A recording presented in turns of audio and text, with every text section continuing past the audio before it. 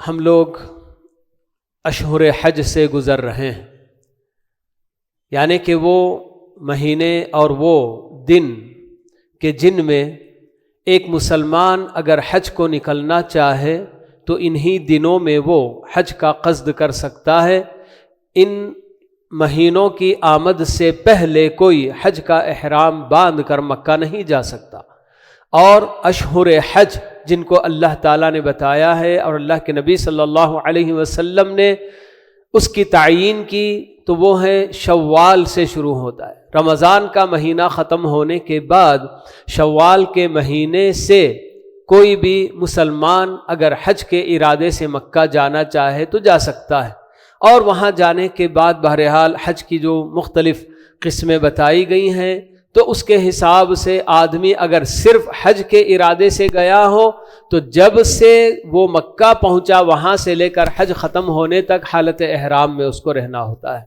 لیکن کچھ ایسا بھی ہوتا ہے کہ حج کے ارادے سے جانے والے عمرہ کرتے ہیں اور پھر اس کے بعد حج کے لیے احرام باندھتے ہیں، تو عمرہ کرنے کے بعد وہ مکے میں حلال ہو جاتے ہیں، یعنی کہ اپنی نارمل زندگی گزارتے ہیں، اور جو حج کے اصل ایام 8 ذی الحجہ سے جو شروع ہوتے ہیں تو اس وقت پھر سے اثر نو احرام باندھتے ہیں۔ تو بہرحال یہ حج کے مہینے ہیں کہ ان میں خود ہمارے اپنے ملک سے بھی اور دنیا کے کونے کونے سے مسلمان بیت اللہ کا قصد کرتے ہوئے نظر آ رہے ہیں۔ تو یہ حج کی عبادت دین اسلام کے بنیادی ارکان میں سے ایک اہم رکن ہے۔ اسلام کے 5 ارکان ہیں، سب جانتے ہوں گے کہ سب سے پہلے لا الہ الا اللہ محمد الرسول اللہ کی شہادت، گواہی دینا، اس کے بغیر کوئی بندہ مسلمان تو نہیں ہوتا،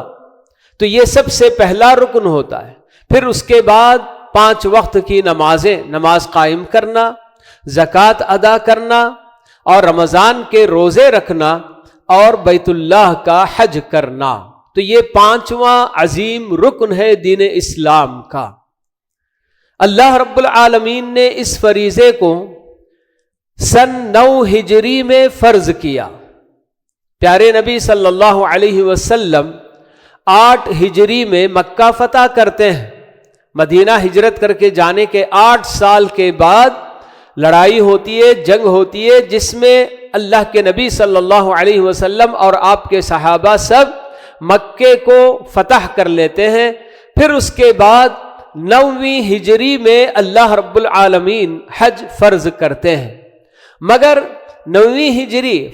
حج فرض ہونے کے بعد بھی اللہ کے نبی صلی اللہ علیہ وسلم کو اس سال حج کرنے کا موقع نہیں ملتا ہے، کیونکہ وہ سال بہت سارے وفد کے آنے کا سال ہوتا ہے، ڈیلیگیشنز، یعنی کہ مکہ فتح ہونے تک آس پاس کے جتنے بھی قبیلے، بڑے بڑے لوگ جو بھی تھے، سب قبیلے انتظار میں تھے کہ ہاں مکے کی یہ جو لڑائی ہوئی ہے تو اس میں ہم دیکھتے ہیں کہ کس کا ہم کو ساتھ دینا ہے، مسلمان ہو کر مسلمانوں کے ساتھ مل جانا ہے، یا اگر کفار اور مشرکین کو غلبہ ہوتا ہے تو ہم ان کے ساتھ ہو جائیں گے۔ یہ ان کا انتظار تھا، اور جب مسلمانوں کو فتح ہو گئی اور کفار اور مشرکین مغلوب ہو گئے تو دھڑا دھڑ اللہ کے نبی صلی اللہ علیہ وسلم سے دوستی کا ہاتھ بڑھانے کے لیے، بلکہ ایمان لانے والے بھی بہت سارے قبیلے ایسے ہی بالکل جو نا آنے لگ گئے تھے، اور بڑی بڑی تعداد میں آئے دن بالکل کوئی نہ کوئی وفد کہیں نہ کہیں کا آ ہی جاتا تھا آپ کے پاس، جس کی وجہ سے آپ کو سن 9 ہجری میں حج کرنے کا موقع نہیں ملا۔ لیکن آپ نے اپنے صحابہ کو حج کرنے کے لیے بھیجا تھا، اور حج کا امیر ابو بکر رضی اللہ تعالی عنہ کو آپ نے مقرر کیا تھا، مگر سن 10 ہجری میں خود اللہ کے نبی صلی اللہ علیہ وسلم نے بھی حج کیا، اور اپنی امت کو آپ نے اللہ تعالیٰ کا جو فرمان وَلِلَّهِ عَلَى النَّاسِ حِجُّ الْبَيْتِ کہ لوگوں کے لیے یا لوگوں کے اوپر اللہ تعالیٰ کا فریضہ بیت اللہ کا حج کرنا کن لوگوں پر؟ من استطاع الیہ سبیلا، ایسے لوگوں پر جو اس تک پہنچنے کی استطاعت رکھتے ہیں۔ استطاعت میں مالی استطاعت بھی داخل ہے اور جسمانی استطاعت اور طاقت بھی داخل ہے۔ اگر کوئی آدمی مال اس کے پاس ہے مگر جسمانی طور پر اپاہج ہے، بالکل ایسا کہ بالکل جو ہے کیا وہ چل پھر نہیں سکتا، یا اس کو اگر کوئی اٹھا کر لے جا سکتا ہے تو ٹھیک ہے، ویل چیئر وغیرہ میں بھی جانے والے آج کل الحمدللہ حج کے لیے جاتے ہیں، لیکن بہرحال اللہ تعالیٰ کی طرف سے یہ جو ہے کیا ہے شرط رکھی گئی ہے کہ حج فرض ہوگا تو کب؟ جب آپ کو مالی استطاعت بھی حاصل ہو اور جسمانی طور پر بھی آپ کو بالکل قوت حاصل ہو، تو تب یہ جو ہے حج فرض ہوتا ہے۔ تو یہ اللہ رب العالمین کی طرف سے قرآن مجید میں سورہ آل عمران میں اللہ تعالیٰ نے یہ آیت اتاری، وَلِلَّهِ عَلَى النَّاسِ حِجُّ الْبَيْتِ مَنِ اسْتَطَاعَ إِلَيْهِ سَبِيلًا۔ اور پیارے نبی صلی اللہ علیہ وسلم نے بھی حدیث ہم کو بتا دی، ابن عمر رضی اللہ عنہما کی حدیث ہے کہ بنی الاسلام علی خمس،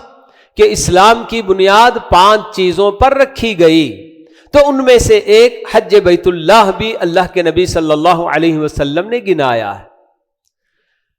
حج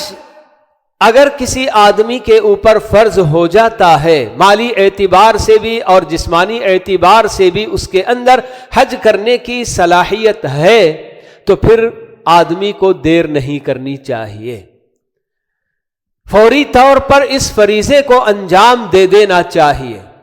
خود اللہ کے نبی صلی اللہ علیہ وسلم کی حدیث ہے کہ آپ فرماتے ہیں کہ جس بندے کے اوپر حج فرض ہو گیا اس کو چاہیے کہ جلد از جلد اس فریضے کو ادا کر لے، پتہ نہیں کب وہ بیمار ہو جائے، پتہ نہیں کب اس کی جو نا کوئی ایسی جو نا مشغولیت آ جائے کہ پھر اس کے بعد اس کو موقع نہ ملے، کوئی نہ کوئی چیز ایسی پیش آ سکتی ہے کہ جس کی وجہ سے بندہ حج نہ کر سکے، تو اس لیے آپ نے بتایا کہ جیسے ہی حج کا موقع آپ کو نصیب ہوتا ہے فوری طور پر اس کو ادا کرنے کی کوشش کرنی چاہیے۔ ہم نے اپنی آنکھوں سے دیکھا ہے، ہمارے اپنے کئی رشتہ دار جان پہچان کے لوگ بھی جن کو حج کرنے کے لیے پوری استطاعت تھی، مالی اعتبار سے بھی اور الحمدللہ جسمانی اعتبار سے بھی، ہر طرح سے بالکل، اور ہم بارہا ان سے کہتے بھی رہے کہ بھائی اب تو آپ کے اوپر حج فرض ہو چکا ہے، آپ کو حج کے سفر کے لیے نکل جانا چاہیے، فوری طور پر اس سے فارغ ہو جاؤ، ٹالتے رہے، نہیں ابھی اور کچھ کام باقی ہیں، ہمارے اپنے بچوں کا یہ کام باقی ہے، وہ کام باقی ہے، ایسا ویسا بولتے بولتے پھر اس کے بعد کوئی موقع ہی ان کو زندگی میں پھر جو نا وہ فوت بھی ہو گئے اور ان کو حج کرنے کا موقع ہی نصیب نہیں ہوا۔ تو اس طرح سے یہ چیز کب انسان کے ساتھ کیا ہو اللہ تعالیٰ ہی بہتر جانتا ہے۔ تو مستقبل کے اپنے اپنے یقیناً ہمارے اپنے پروگرام اور ہمارے اپنے فیوچر پلانز ایسے ہوتے ہیں کہ آدمی اگر ان کے پیچھے لگ جائے تو پھر کہیں جا ہی نہ سکے۔ تو اس لیے یہ سب چیزیں مستقبل میں کیا کروں گا، کیا کیا کرنا ہے مجھ کو، اللہ تعالیٰ پر چھوڑو، اور جیسے ہی حج کی سعادت بہت بڑی سعادت ہے کہ انسان جب حج کو نکلتا ہے تو اس کے لیے کتنی جو نا بھلائیاں اور کتنا اجر و ثواب اس کو جو نا دیا جاتا ہے۔ اللہ کے نبی صلی اللہ علیہ وسلم فرماتے ہیں کہ العمرۃ الی العمرۃ کفارۃ لما بینہما والحج المبرور لیس له جزاء الا الجنہ، کہ عمرہ ایک عمرہ کرنے کے بعد اور ایک عمرہ کرنے تک بندہ اگر انسانی بشر ہونے کے ناطے اس سے اگر کوتاہیاں ہو گئیں، غلطیاں ہو گئیں، گناہ کے کام ہو گئے، تو اور ایک عمرہ جب کرے گا تو اس کا وہ کفارہ ہو جائے گا، اور حج مبرور اس کے لیے اللہ تعالیٰ کے پاس ایک ہی بدلہ ہے، سیدھے جنت ہی ہے۔ اور حج مبرور کس کو کہا جاتا ہے؟ حج مبرور انسان سب سے پہلے حلال پیسے اس کے لیے اکٹھا کرے، حلال پیسوں سے جو حج کیا جائے گا وہ حج مبرور ہوگا، اور حج کے لیے نکلتے ہوئے ریاکاری نہ ہو، صرف اور صرف اللہ رب العالمین کی خوشنودی حاصل کرنے کے لیے حج کو نکل رہا ہو بندہ، اور اس کے اوپر بہت سارے قرضے یہ وہ لوگوں کے حقوق اگر ہیں ان سب کو ادا کرنے کی کوشش کرے پہلے حج کو نکلنے سے پہلے جی. اور اسی طرح سے جی حج مبرور وہ ہوتا ہے کہ جس کے اندر حج کے لیے بندہ جب نکلتا ہے تو اس میں فسق و فجور کا کوئی کام نہ کرے، لوگوں سے لڑائی جھگڑا نہ کرے. ہاں حج کو جب جاتے ہیں تو وہاں دنیا بھر کے لوگ آتے ہیں اور ہر ایک کا مزاج ایک جیسا نہیں ہوتا ہے، تو ہم بہت سارے ایسے ماحول سے جب حج کو جاتے ہیں کہ جہاں بہت ہی لوگوں کے ساتھ ہم سافٹنس کے ساتھ معاملہ کرتے رہتے ہیں. اگر وہاں جانے کے بعد اچانک ہم سے کوئی الجھتا ہے، کوئی بات ایسی جو کیا کرتا ہے کہ جس کی وجہ سے ہم کو غصہ آئے اور ہم لڑنا جھگڑنا شروع کر دیں، تو پھر یہ حج مبرور نہیں ہو جائے گا. تو آدمی کو یقیناً صبر سے کام لینا ہوتا ہے. بہت ساری پریشانیاں حج کے جی ادا کرنے میں آدمی کو پیش آتی ہی ہیں، تو آدمی ہر پریشانی اور مشکل پر صبر بھی کرے، حلال مال سے اپنا حج کرے، اور بالکل جو ہے کیا ہے فسق و فجور کے کاموں سے بالکل جو ہے کہ دور رہے. اور سب سے بڑی چیز کہ یہ کام صرف اللہ کے لیے کرے، نام کمانے کے لیے اور ریاکاری کے لیے یہ کام نہ کرے، تو تب حج مبرور کا بدلہ اللہ کے نبی صلی اللہ علیہ وسلم فرماتے ہیں کہ اس کا بدلہ صرف اور صرف جنت ہے. اسی لیے خاص کر یہ بات کہ حج کے ایام میں آدمی کو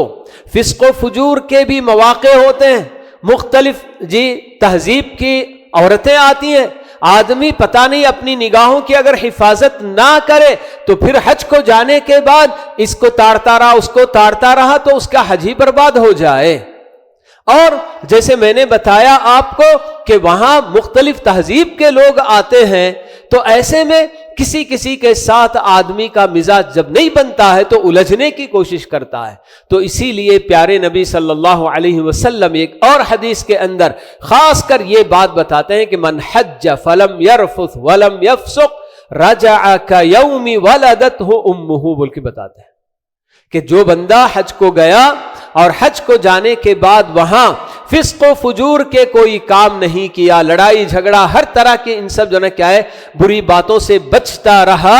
اور واپس جب لوٹے گا تو اللہ کے نبی فرماتے ہیں کہ اس کو سارے گناہوں سے پاک کر دیا گیا ہوگا. کیسے لوٹے گا؟ رجع کیوم ولدتہ امہ، کہ جب بچہ اپنی ماں کے پیٹ سے جنم لیتا ہے تو اس کے اوپر ایک گناہ کا دھبا بھی نہیں ہوتا. تو بالکل اسی طرح سے جو بندہ حج کو جا کر حج کی پوری حفاظت کر کے مکمل طور پر پیارے نبی صلی اللہ علیہ وسلم نے جس طریقے سے حج کیا، حج مبرور کے لیے یہ بھی بہت اہم شرط ہے کہ پیارے نبی صلی اللہ علیہ وسلم کی سنت کے عین مطابق حج کرنا، اور ہر طرح کے بالکل جو ہے تکلیفوں اور جو ہے کہ جہالت کے کاموں پر صبر کرنا، برداشت کرنا. تو ایسا کر کے جب واپس لوٹتا ہے تو آپ نے فرمایا کہ وہ ایسے بالکل لوٹے گا جیسے کہ اس کی ماں نے اس کو جنم دیا ہے، سارے گناہ اس کے دھل جائیں گے. پیارے نبی صلی اللہ علیہ وسلم سے کسی صحابی نے پوچھا اللہ کے نبی سب سے افضل عمل کیا ہے؟ تو آپ نے فرمایا ایمان باللہ ورسولہ، کہ اللہ اور اس کے رسول پر ایمان رکھنا، ایمان لانا، یہ سب سے افضل عمل ہے. پھر سوال کیا گیا اس کے بعد کون سا عمل ہے؟ تو آپ نے فرمایا کہ اللہ کے راستے میں جہاد کرنا، کوششیں کرنا. مجاہدہ کا مطلب اس کے اندر صرف تلوار لے کر لڑنے کی بات ہی نہیں بتائی جاتی ہے، بلکہ آدمی سب سے بڑا مجاہد اللہ کے نبی صلی اللہ علیہ وسلم نے کس کو بتایا؟ المجاہد من جاہد نفسہ. اللہ کے راستے میں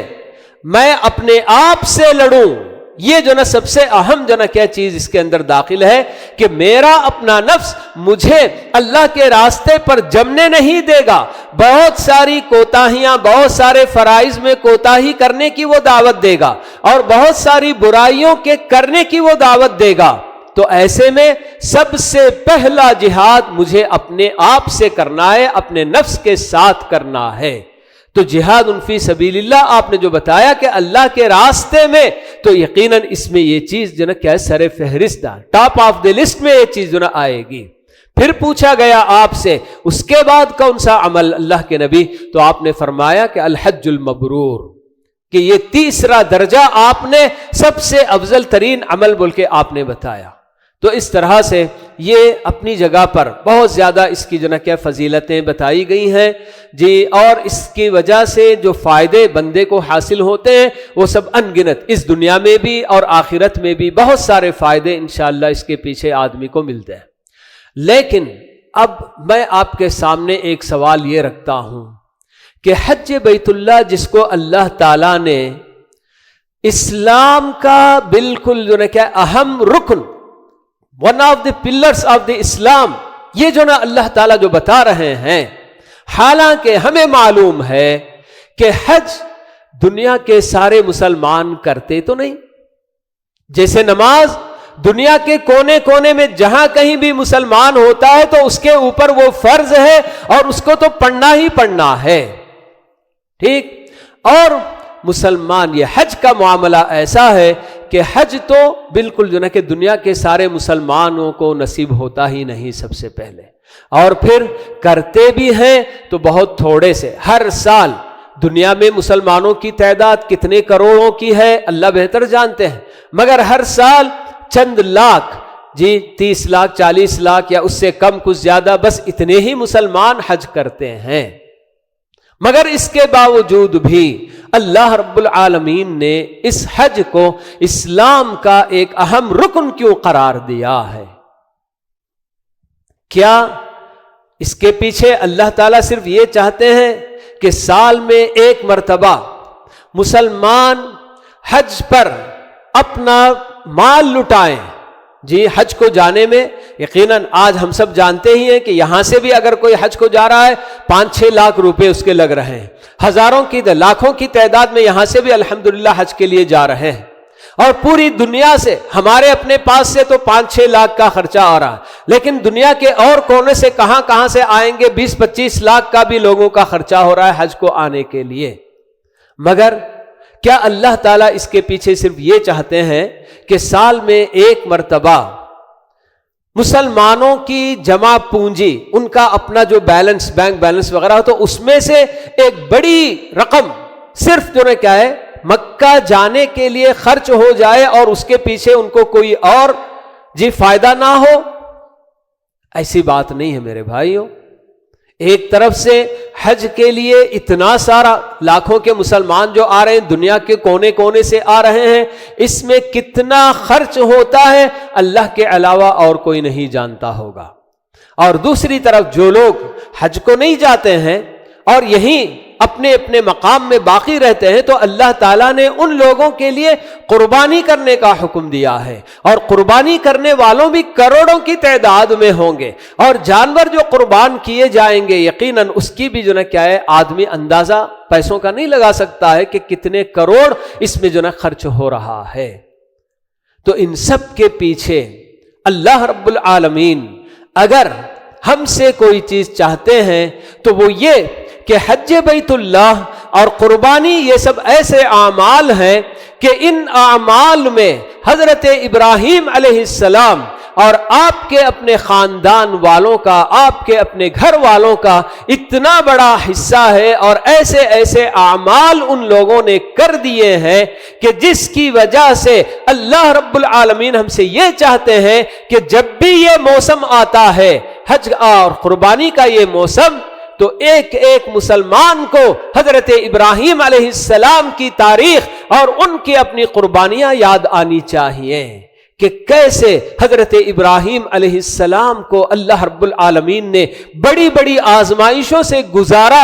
اور حضرت ابراہیم علیہ السلام پوری طرح سے اللہ رب العالمین کے ہر بات پر سر جھکا دیا، اور اللہ تعالیٰ کی کسی بھی حکم پر کبھی انہوں نے چوں چرا نہیں کیا کہ اے اللہ میں اپنی بیوی اور بچے کو تپتے ریگستان میں اکیلا چھوڑ کر آنے کا تو مجھے حکم دے رہا ہے تو کیسے میں جو ہے یہ برداشت کر سکتا ہوں، کبھی انہوں نے یہ نہیں کہا۔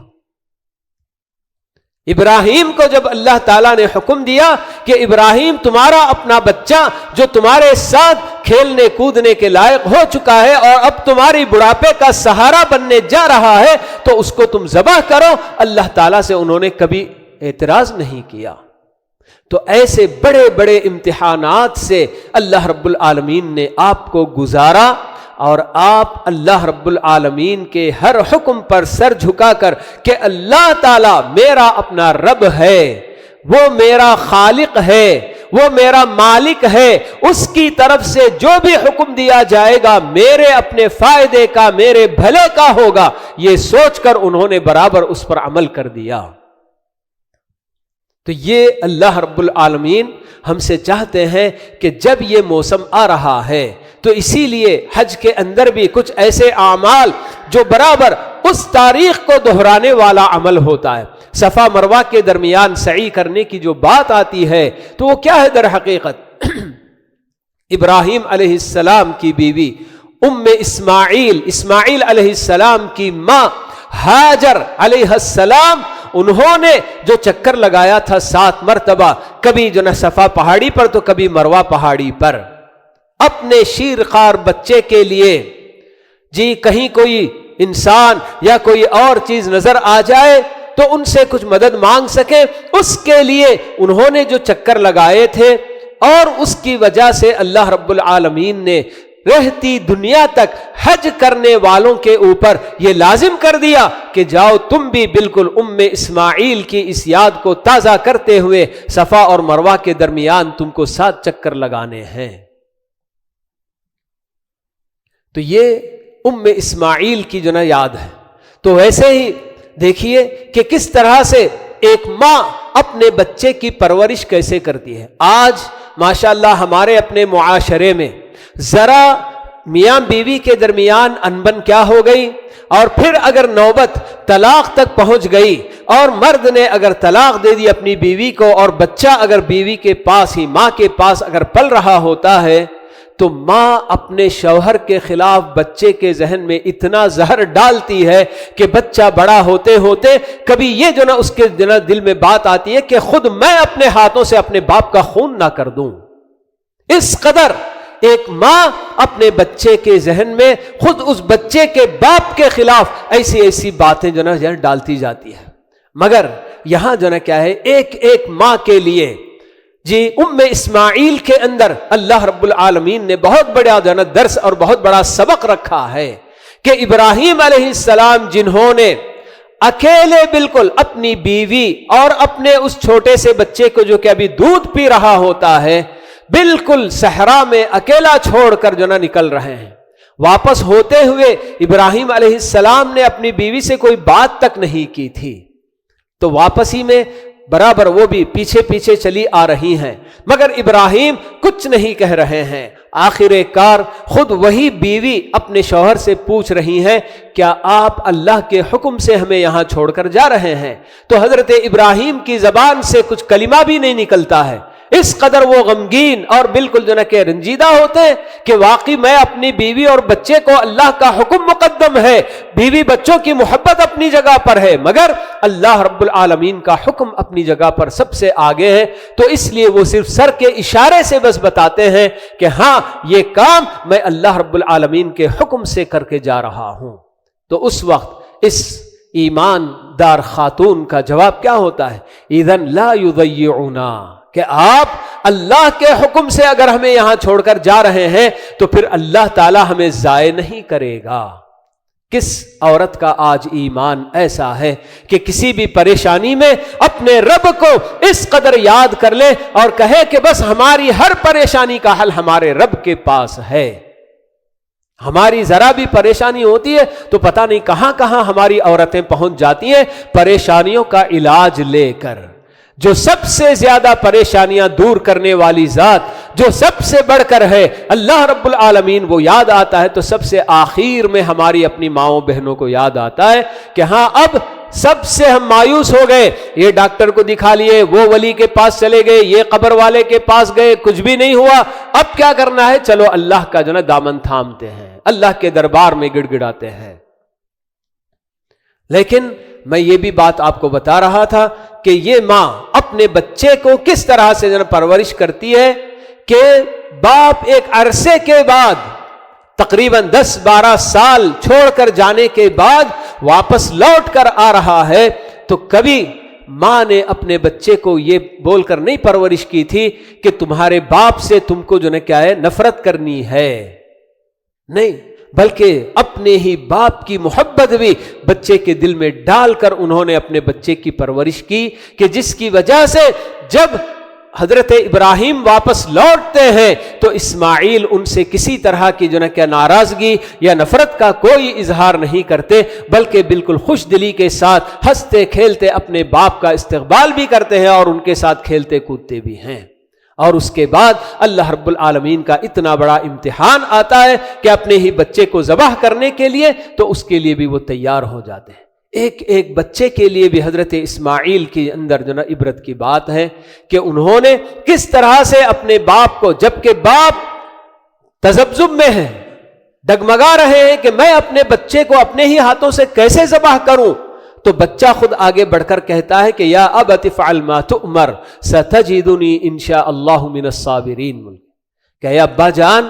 آپ کا خواب، آپ نبی ہیں، نبی کا خواب تو بالکل سچا ہوتا ہے، نبی کے خواب میں بھی گویا اللہ تعالیٰ نبی کو ایک حکم ہی دیتے ہیں، تو اسی لیے بچہ کہتا ہے کہ ابا جان آپ کو جو حکم دیا گیا آپ وہ کر گزریے۔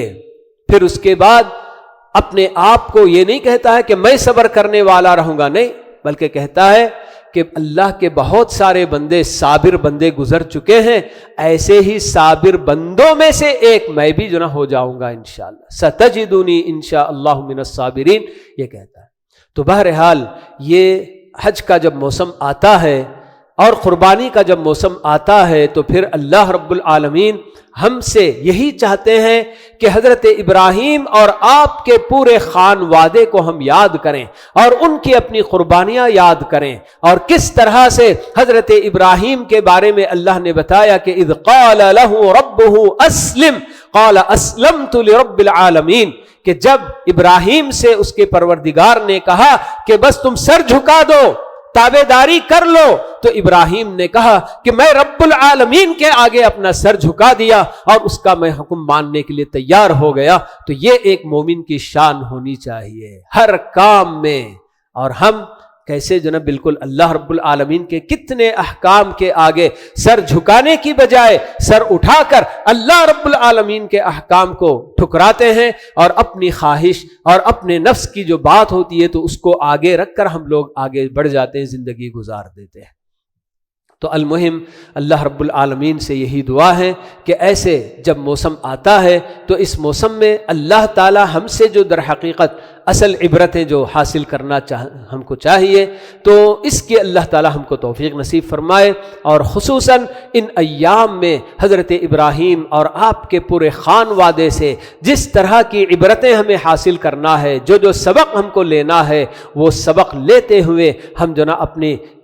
حج کے لیے بھی اور عید قربان وغیرہ منانے کے لیے بھی ہم تیار ہوں۔ اللہ رب العالمین ہم سب کو ان سب باتوں کی توفیق نصیب فرمائے۔ اقول قولی هذا واستغفر الله لي ولكم ولسائر المسلمين من كل ذنب فاستغفروه انه هو الغفور الرحيم۔